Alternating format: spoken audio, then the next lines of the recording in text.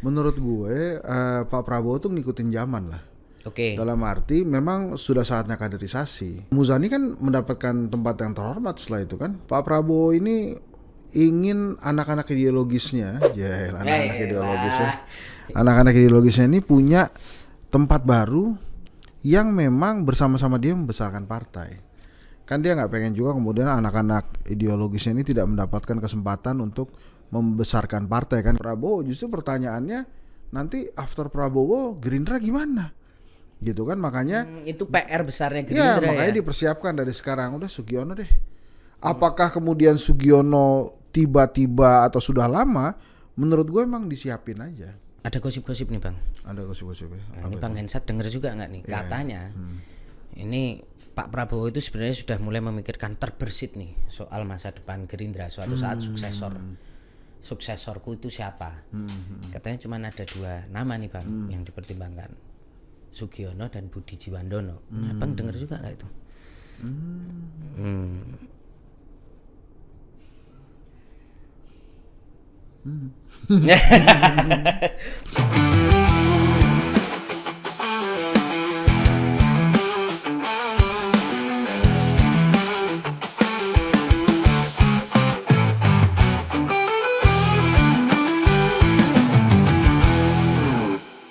Sahabat Kompas.com, bertemu lagi bersama saya Tatang Gurito dalam acara Kelas White Kompas.com. Gaspol, ngobrol gas, pasti nampol. Mantap. Hari ini kita sudah kedatangan salah satu narasumber, salah satu apa ini bisa dibilang pengamat. Iya bro, tapi gue agak tertekan tadi bro. Kenapa Bang? Opening lo nampol-nampol gitu bro. Abang kan juru tampol juga. Nggak, itu kan kita harus menghindari kekerasan bro. Tapi kan abang memang suka nampol juga. Abang Masa saya baik-baik aja urusan. guys. Oke. Oke. Jadi lah, terusin itu. Siap. Founder lembaga survei Kedai Kopi, Ya, Henry saya sendiri. Satrio. Ya. Bang Makasih Hensat. ya Mas Tatang ya. Siap. Saya diundang ke sini. Oke, Bang. Oke. Kita mau nampolin, nggak apa-apa lah partai penguasa ya. Nampolin nih, bukan nampol beneran ini, Bang Dasku, bukan kan. Ini agak beresiko ya. Hah? Ya kan nanti dikira lu niat nampolin Gerindra. Enggak. Kita mau Enggak, maksud gua kalau ngomong itu tentang PKB, gua tahu Caimin pasti ketawa-ketawa aja. Ketawa. Kalau ini penguasa ini kita nggak tahu juga nih gimana. Hensat nih tiba-tiba muncul di Gaspol nih ya. Ya, gimana bro? Nah, tapi kita membahas Bang soal Gerindra nih, karena kan kadang-kadang Gerindra ini kan orang-orang nggak tahu, wartawan nggak tahu, tiba-tiba ada pergantian DPP-nya. Kayak yang kemarin terjadi kan, baru-baru aja Gerindra melakukan restrukturisasi, pergantian lah, reformulasi lah posisi sekjen dan bendahara umum. Nah, tapi yang paling ramai itu kan soal sekjen Bang. Ini Pak Muzani yang dari dulu udah kawakan ikut loyalis Prabowo 17 tahun digantikan oleh Bang Sugiono yang disebut anak ideologis. Abang melihatnya pergantian ini menunjukkan satu message apa nih yang tersirat dari seorang mungkin Prabowo Subianto ataupun Gerindra ke depan pergantian sekjen ini? Ya kalau menurut gue, ini gue lu boleh kan? Boleh. Sorry. Jangan terlalu serius ya. Iya, politik karena itu kan cair. Bener Bang. Jadi gini bro, menurut gue Pak Prabowo tuh ngikutin zaman lah. Oke. Dalam arti memang sudah saatnya kaderisasi, sehingga yang dia lakukan ini kan pure kaderisasi aja. Dan Muzani kan mendapatkan tempat yang terhormat setelah itu kan, jadi ketua Dewan Penasihat atau Pembina tuh. Ya, penasihat. Kalau pembina kan Pak Prabowo, ketua Dewan Penasihat kalau gue nggak salah. Jadi itu kan juga prestis juga. Jadi artinya dia mendapat kehormatan lain kan, tidak dipecat. Sementara buat Sugiono yang menggantikan ini kan tantangan baru. Oke. Dan nampaknya alasan kedua selain kaderisasi, Pak Prabowo ini ingin anak-anak ideologisnya, anak-anak ideologisnya ini punya tempat baru yang memang bersama-sama dia membesarkan partai. Kan dia nggak pengen juga kemudian anak-anak ideologisnya ini tidak mendapatkan kesempatan untuk membesarkan partai kan, karena selama ini kan orang lihatnya ketua umum sekjen, Prabowo Muzani gitu, dan ini sudah berlangsung lama. Muzani 17 tahun.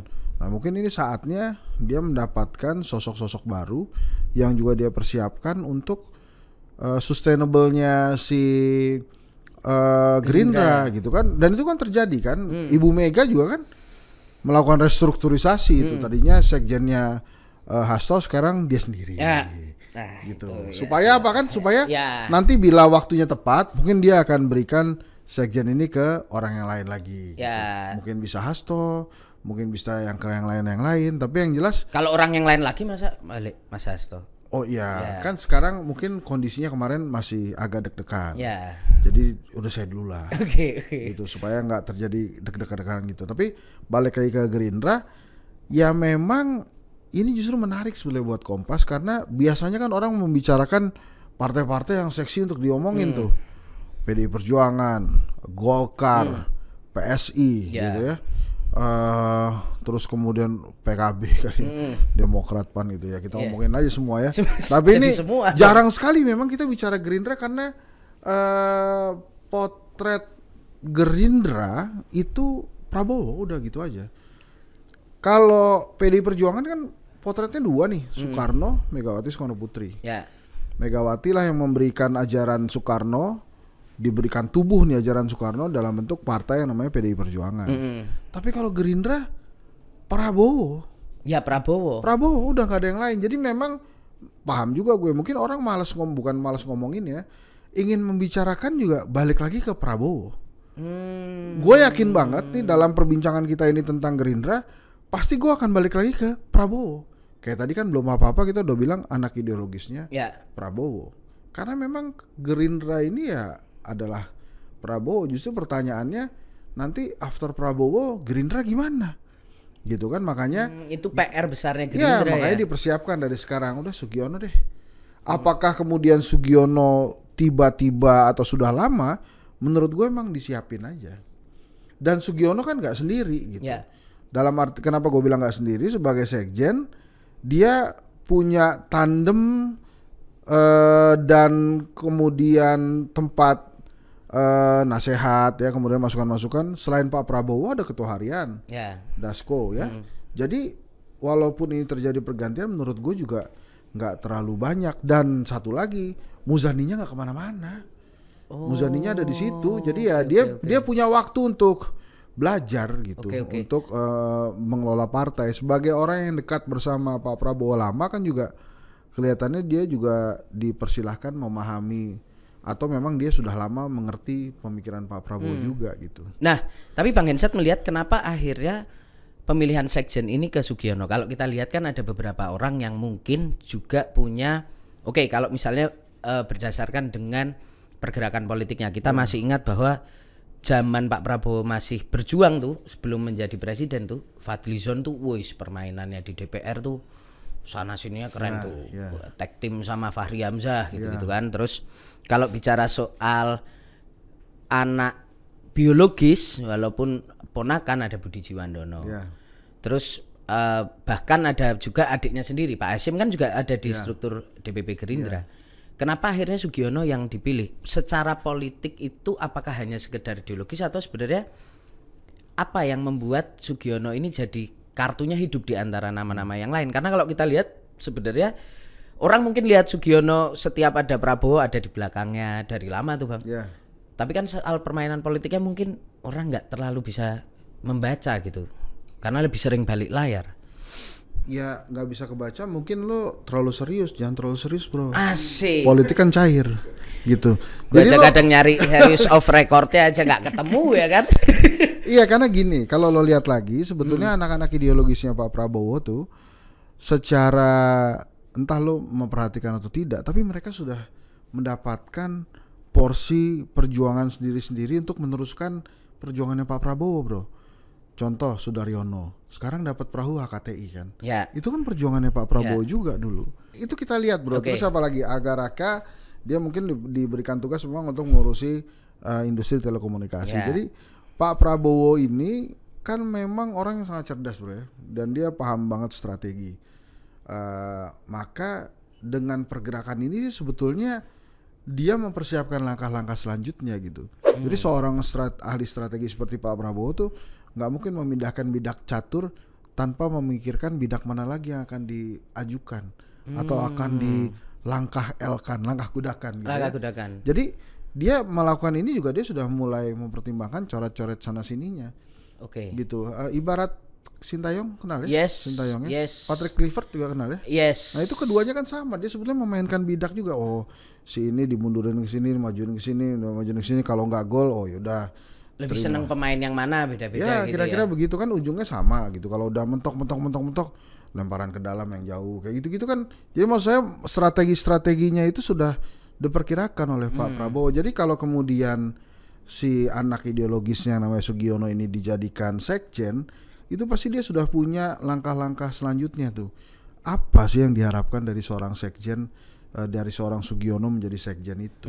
Kalau menurut gue, kenapa Prabowo melakukan itu? Karena lingkaran di sekitaran sekjen itu tetap ada. Ada Muzani tetap di situ, ada ketua harian yang namanya Dasko yang siap membimbing sekjen juga, kemudian ada Prabowo, dan dia kan dengan mudah dekat dengan Prabowo. Dan yang paling penting adalah Prabowo mempersiapkan Muzani ke langkah politik yang memang lebih besar, karena dia akan bergaul dengan sekjen-sekjen partai yang lain ya kan.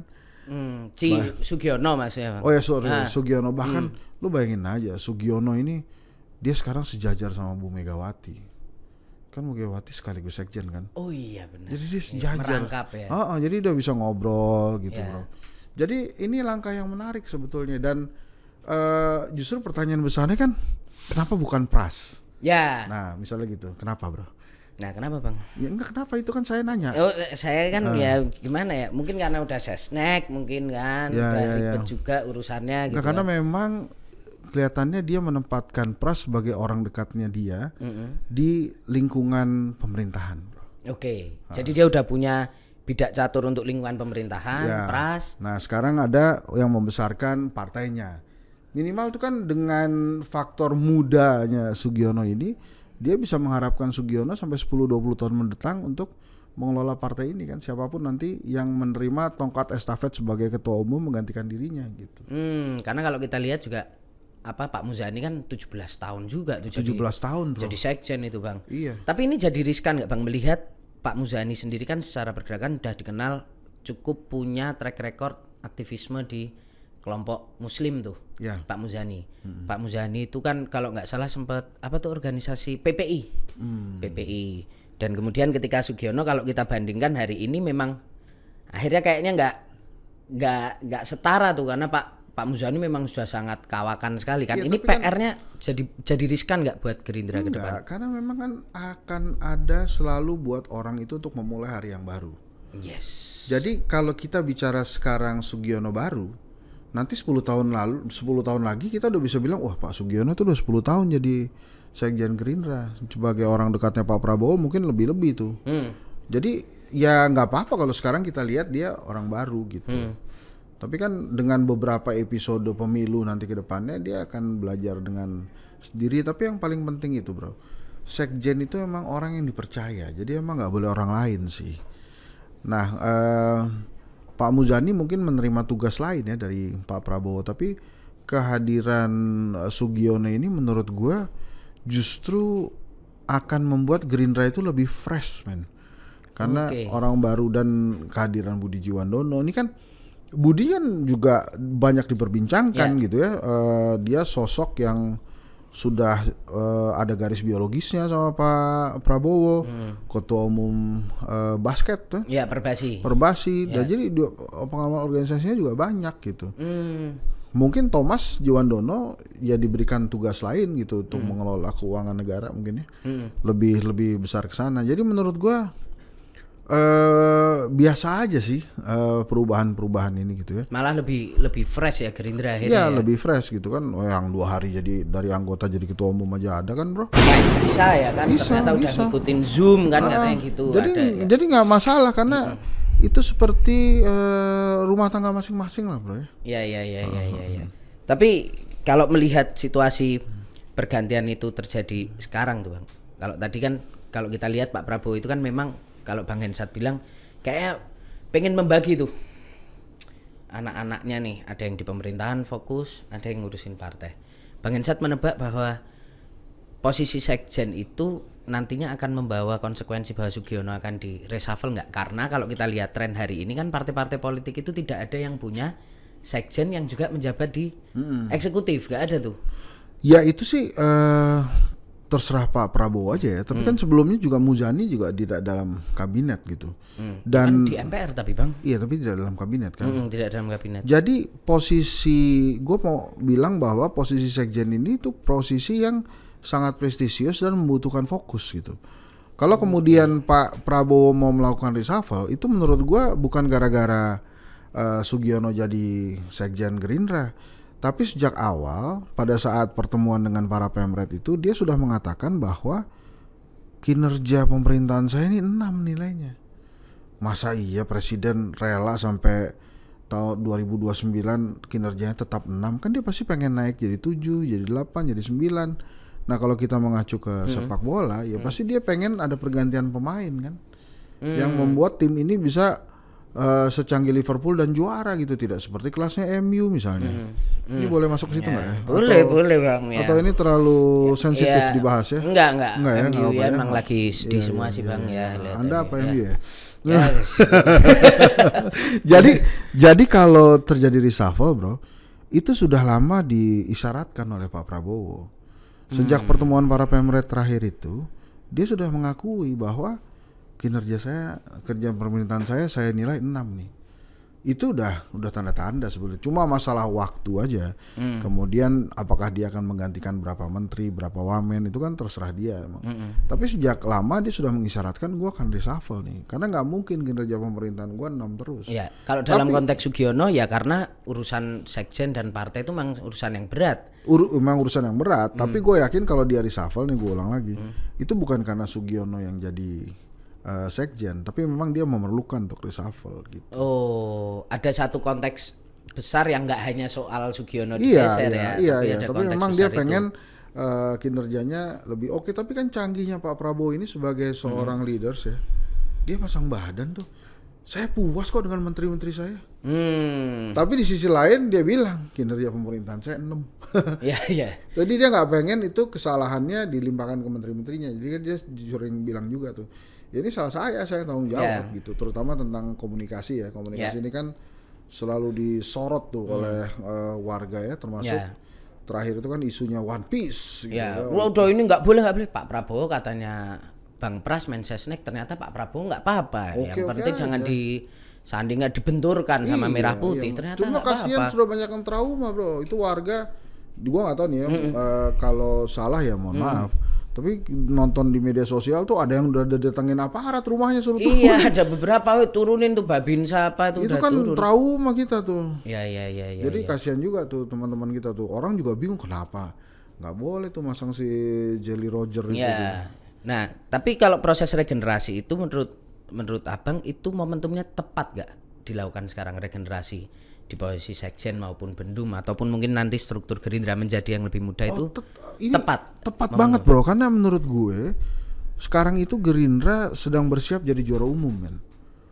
Seperti ibaratnya yang lain-lain kan dia pasti mau ikutin Golkar, mau ngikutin PDIP. Demokrat, mau ngikutin PDI Perjuangan ya sebagai juara umum. Jadi artinya pileknya menang, pilpresnya juga dapat. Ini kan dia seperti Demokrat yang pertama nih baru nih. Pileknya kalah, pilpresnya menang gitu kan. Nah ini nanti 2029 dia mempersiapkan diri untuk juara umum. Kayak Demokrat 2009 ya waktu itu melenting banget. Wah melenting banget bro. 100 jauh banget bro. 58 apa atau berapa gitu ya. Udah dahsyat itu pokoknya naik berapa ratus persen gitu. Nah itu yang mereka mau kejar. Iya makanya dengan tenaga baru seperti Sugiono ini mungkin Prabowo juga lebih ready mempersiapkan strategi-strategi baru untuk segera dieksekusi oleh Sugiono. Lagi-lagi kan Muzani gak kemana-mana dan ada Bang Dasko di sekitarnya Sugiono, itu pasti akan lebih solid lagi gitu. Oh kita lihat. Walaupun solid punyanya Mbak Puan ya. Iya. Itu sangat itu ya, sangat dekat ya. Setiap kali kita ngomongin solid tuh kita langsung ngebayangin Mbak Puan. Iya, yang waktu Mbak Puan teriak itu kan solid, itu emang. Itu kelihatannya udah susah tuh digeser Mbak Puan tuh. Iya. Itu dari sisi komunikasi politik berarti sukses ya. Kalau itu bisa sampai yang kita mana bro? Yang Yang solid tapi yang solid itu. Oh sukses bro. Sukses. Kita langsung bayangin Mbak Puan. Kayak misalnya nih ya, ngeri-ngeri sedap, lo ngebayangin siapa? Ngeri-ngeri sedap. Itu namanya Sultan Batugana dulu, Bro. Oke. Oh, barang ini lebih cepat lebih baik Yusuf Kala. Yusuf Kala, Ya. makanya gitu. Saya prihatin SBY. Sudah Jangan- tapi belum. Sudah tapi belum yang Pak Jokowi tuh. Ya kayak gitu-gitu Jangan kan. serius-serius, politik itu kan cair. Nah, itu kan Gaspol langsung itu. gaspol. Jadi emang kita punya analogi-analogi yang atau ucapan-ucapan tuh yang bagus juga kita ingat-ingat. Tapi emang kalau solid tuh udah Mbak Puan banget lah. Udah Mbak Puan. Nah, Bang. Solid. Nah, ulang lagi itu. Saya cinta banget emang sama Mbak Puan ya. Bang, tapi kalau kita bicara soal Gerindra dalam konteks kepartean, kalau kita lihat dari partai-partai lain, katakanlah PDIP, Golkar lah, Ya. atau PKB, Demokrat, Nasdem semuanya lah. Itu kan banyak kader-kader anggota gitu ya di tingkat DPP itu yang juga akhirnya memainkan ini politik sendiri-sendiri tuh. Tapi kalau Gerindra ini kan kalau bicara soal tegak lurus, kayak paling tegak lurus. Kalau misalnya kita berkaca dari teman-teman wartawan di lapangan aja, susah banget cari statementnya orang Gerindra itu. Kita kadang harus melihat, oh Bang Dasko, tokohnya itu nggak banyak Bang. Iya. Nah, situasi ini sebenarnya oke nggak sih Bang, kalau Abang melihat dalam konteks hari ini gitu ya, dalam pertarungan partai-partai ini, ketika kemudian banyak juga pemainnya, artinya kan semakin banyak yang jago sebenarnya semakin banyak pion. Tapi kalau kita lihat Gerindra kok kayaknya jadi semuanya terpusat ke Bang Dasko nih. Gini, Bro. Soeharto itu bisa sampai 32 tahun karena corongnya cuma 2 orang, Bro. Murdiono dan Harmoko. 2 orang itu aja. Jadi menteri-menteri lain juga walaupun dia mungkin berseberangan dengan pernyataannya Murdiono dan Harmoko, diem aja. Yang lain nggak boleh ngomong pokoknya. Yang bisa ngomong itu Murdiono dan Harmoko. Dan itu membuat komunikasinya lebih terkontrol, Bro. Nah itu yang coba dilakukan oleh Pak Prabowo di pemerintahan sekarang. Misalnya Mas Pras yang jadi jubirnya kan. Yang lain-lain boleh nggak bicara, boleh tapi dikit aja.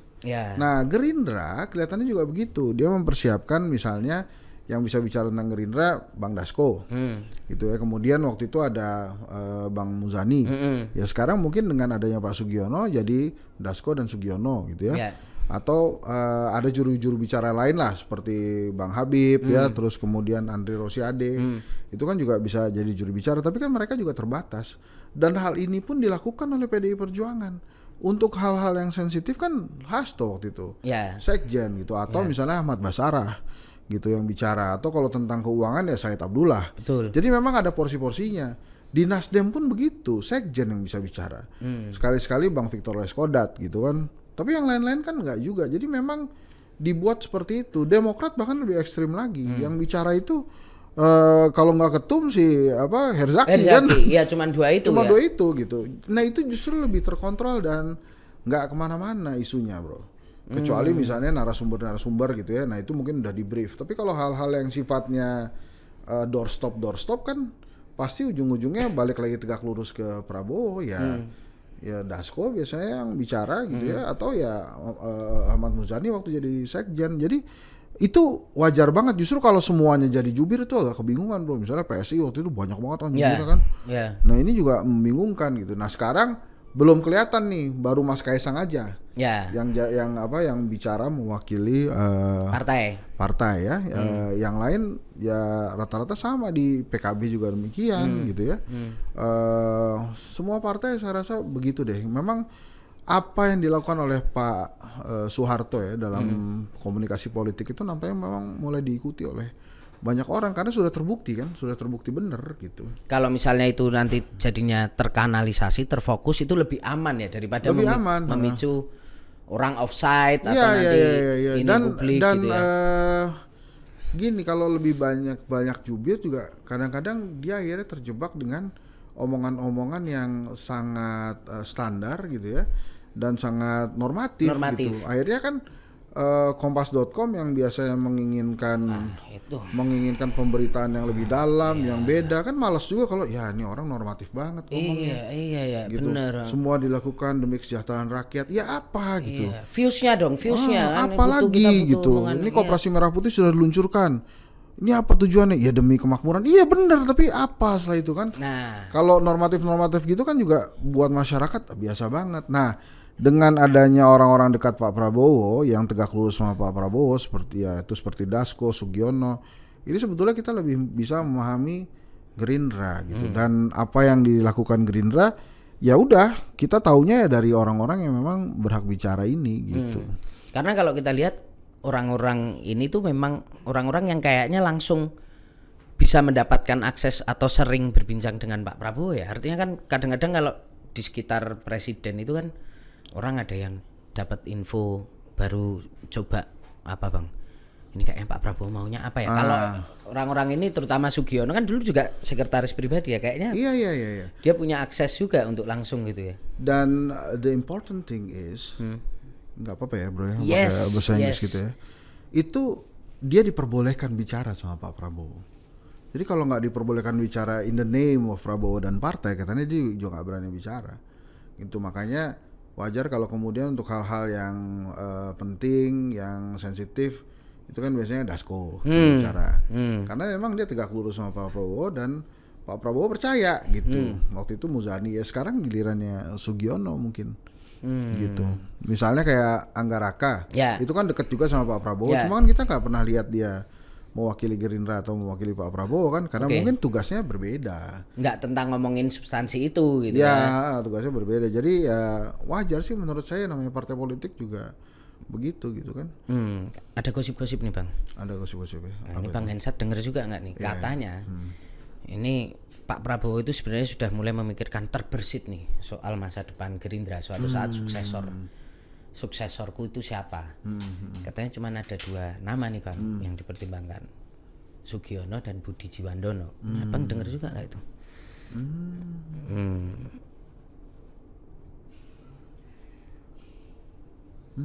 Udah. Oke, biar publik yang menilai ya, Hensat sebenarnya tahu atau enggak gitu kan, tapi tutup mulut gitu ya. Kan bukan gini bro ya. Gua jawab juga lah.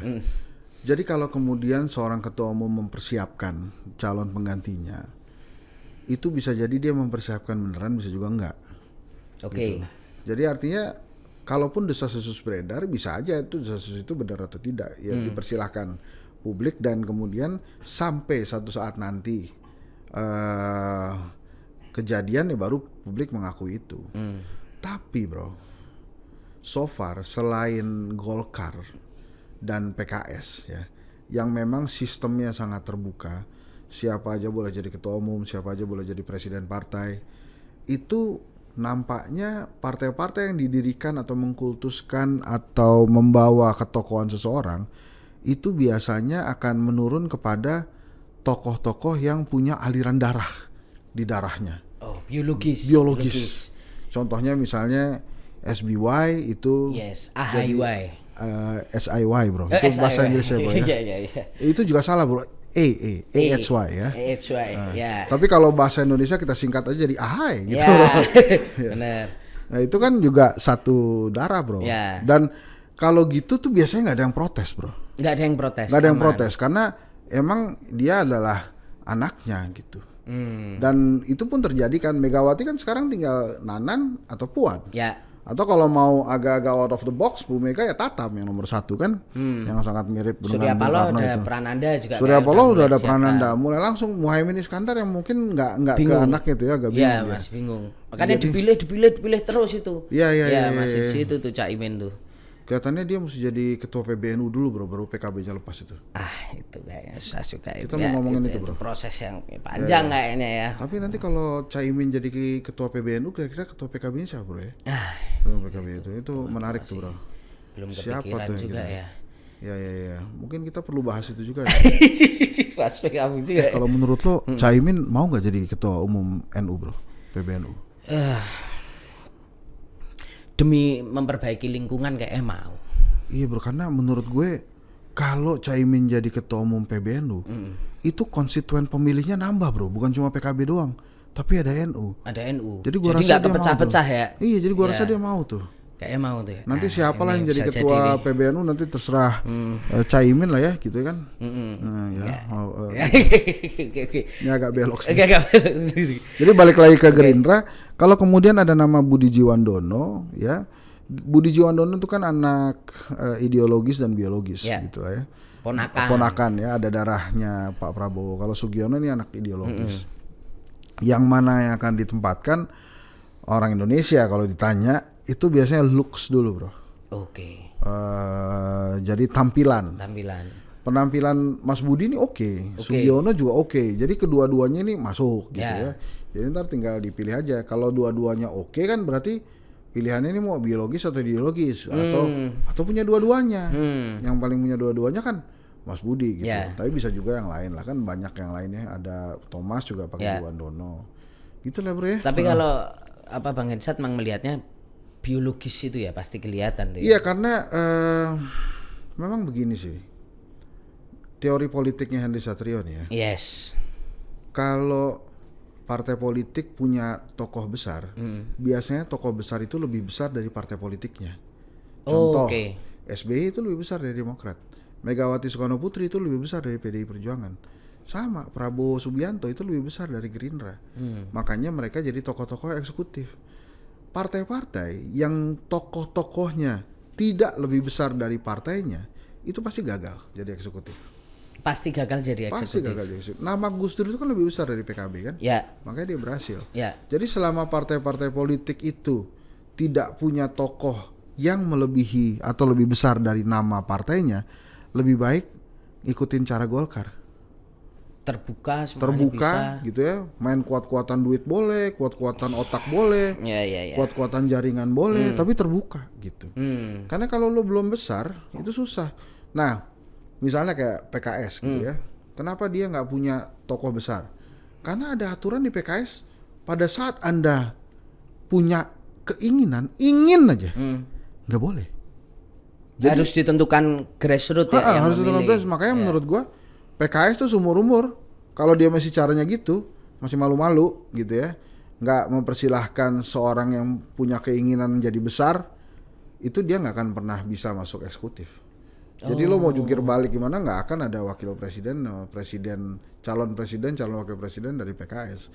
Kenapa? Karena nggak ada orang yang dipersilahkan lebih besar dari PKS. Padahal di Indonesia yang namanya partai politik itu, tokoh yang mau jadi eksekutif itu namanya harus lebih besar dari partai politik. Soeharto itu jauh lebih besar daripada Golkar ya. Jadilah dia. Jadi itu teorinya tuh. Padahal kalau misalnya kita bicara soal kepartaian itu kan kalau dari sisi merit system itu kan harusnya partai membesarkan tokoh. Kalau di Indonesia malah kebalik ya Bang. Tokoh dulu besar membesarkan partai. Tokoh membesarkan partai. Karena kan memang masih muda kan, kita ini kan masih baru 80 tahun. Bahkan punya kebebasan berpartai aja sejak 98 baru ya. Jadi baru umurnya baru sekitar 27 tahun lah kalau nggak salah. Jadi memang ya itu kenyataan. Nah, sehingga gue berkesimpulan Gerindra ini kalau kemudian dia tidak bertransformasi seperti Golkar, maka ya darahnya Pak Prabowo yang akan menggantikan si Gerindra. Tapi syaratnya satu nih, orang ini yang menggantikan ini harus tegak lurus ke Prabowo. Jadi ajaran Prabowo tuh dinaikin lagi ya, ajaran Pak Margono yang mengerti langkah-langkah Sumitro gitu. Ya itu memang garis politiknya Gerindra gitu. Harus yang tegak lurus, ngerti banget soal itu ya. Iya dan dihormatinya karena tegak lurus dengan Prabowo gitu. Jadi justru kalau bermain seset nggak akan jadi itu ya. Tapi ini sifatnya tuh not yet sure ya bro ya. Belum ya tentu, ini kan gitu, tebak-tebakan politik ya kan Bang. Jangan terlalu serius lah bro. Politik kan cair. Ulang-ulang terus tuh. Oke. Bang, terakhir soal tema ini.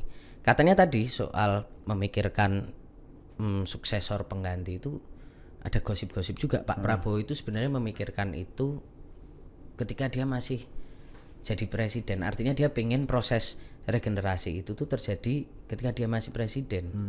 Itu bener banget bro. Karena kalau enggak nanti akan ada riak-riak perebutan warisan bro. Oke. Gitu. Jadi nanti kalau ada riak-riak perebutan warisan, nanti Gerindra bisa masuk majalah Al Hidayah bro.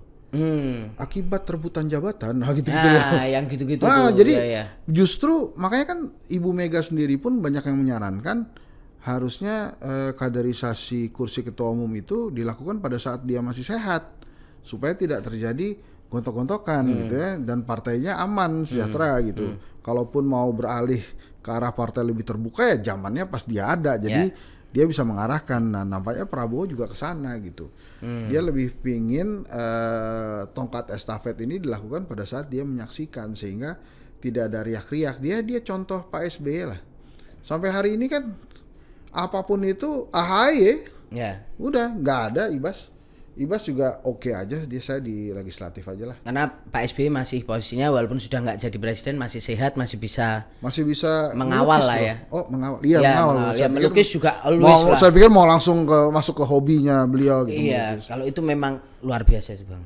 Itu masih mahal, posisi sakit juga tetap melukis. Bro, itu melukis kayak Pak SBY gitu ya, perlu imajinasi dan keuangan yang kuat, bro. Oh, keuangan juga ya. Iya, jadi kan itu kan gede banget bukan fasenya, bro. Iya.